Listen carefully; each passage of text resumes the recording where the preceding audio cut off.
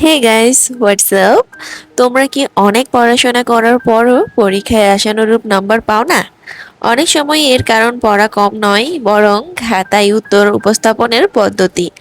আজকের ভিডিওতে আমি এমন 10টি গুরুত্বপূর্ণ টিপস শেয়ার করব, যেগুলো অনুসরণ করলে তোমার উত্তরপত্র আরো পরিষ্কার, গোছানো এবং পরীক্ষকের জন্য পড়তে সহজ হবে। এতে ভালো নম্বর পাওয়ার সম্ভাবনা বাড়ে। তবে একটি বিষয় মনে রাখতে হবে, কোনো কৌশলই 100-তে 100 নিশ্চিত করতে পারে না। পুরো নম্বর পেতে সঠিক উত্তর, বিষয়ভিত্তিক জ্ঞান এবং পরীক্ষার মূল্যায়ন সবকিছুই গুরুত্বপূর্ণ। তাহলে চলো ভিডিওটি শুরু করা যাক।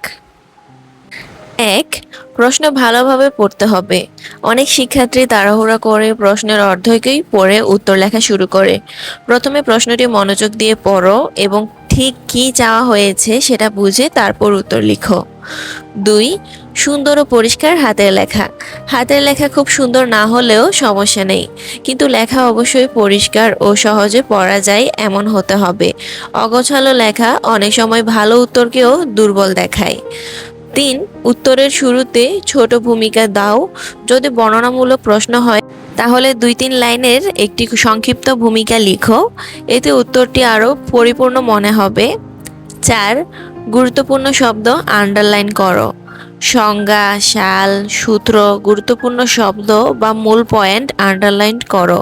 এতে পরীক্ষকের চোখে মূল বিষয়গুলো দ্রুত ধরা পড়ে। 5. পয়েন্ট আকারে লেখো। যেখানে সম্ভব বড় অনুচ্ছেদের বদলে নম্বর দিয়ে বা বুলেট পয়েন্টে উত্তর লিখো। এতে উত্তর পড়তে সুবিধা হয়।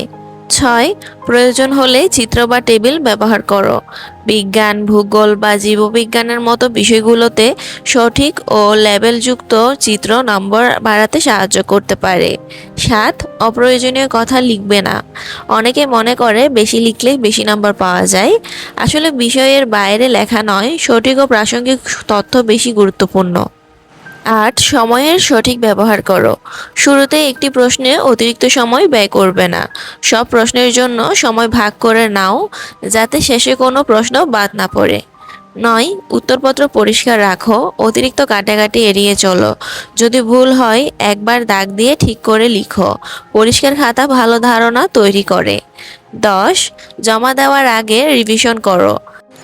শেষ 5 থেকে 10 মিনিট রাখো উত্তরপত্র দেখে নেওয়ার জন্য।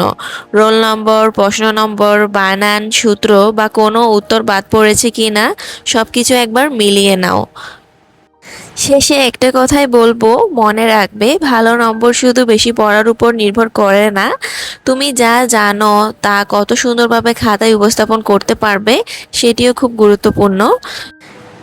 নিয়মিত অনুশীলন, পরিষ্কার উপস্থাপন এবং সময় ব্যবস্থাপনা, এই 3টি অভ্যাস তোমাকে পরীক্ষায় আরও ভালো করতে সাহায্য করবে। ভিডিওটি যদি একটু হলেও ভালো লেগে থাকে তাহলে লাইক দিয়ে দিবে, বন্ধুদের সঙ্গে শেয়ার করবে এবং এমন আরও শিক্ষামূলক ভিডিও পেতে অবশ্যই আমাদের চ্যানেলটি সাবস্ক্রাইব করবে। ধন্যবাদ, ভালো থাকো, আল্লাহ হাফেজ।